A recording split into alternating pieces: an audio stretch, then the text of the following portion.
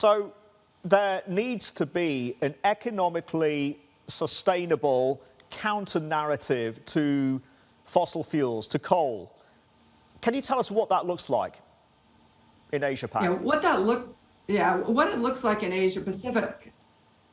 I think that the issue, the opportunity in Asia is really not seen, that Asia's already driving significant innovation, whether it is in battery technology, in wind or solar energies, in green hydrogen. And if Asia can do those things at scale, there's actually economic upside because we can export that to the rest of the world over the long term. So that's the economic upside.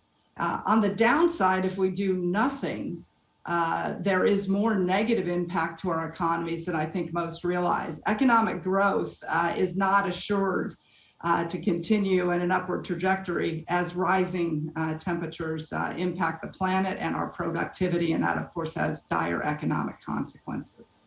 Yeah, economic consequences. I want to get back to Shree's point, if I could, Cindy, on jobs and also displacement.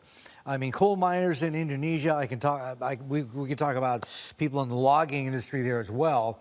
You know, this is a place, for example, Southeast Asia's largest economy, where what anthropologists call slash and burn or swidden agriculture is still the preferred means of clearing land, right? That's obviously awful for the climate, but there are thousands, if not hundreds of thousands of people who rely on that for a living. I mean, it's not going to be that easy to retrain them for the new economy or for climate positive jobs, is it? You're absolutely right. And it's interesting you raise forestry in Indonesia. We actually had a client from Malaysia in that industry approach us recently with a strong desire to change their operating model.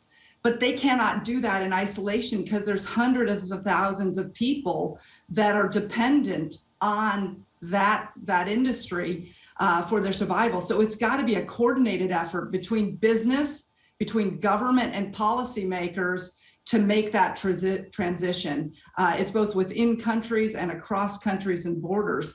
But if we all look at each other and hope that this is going to go away, which is what we've been doing for 30 years, we're not going to be better off. We're going to be far, far worse off. So I think the purpose of our report is really to turn what I believe now is ambition to address climate change into action.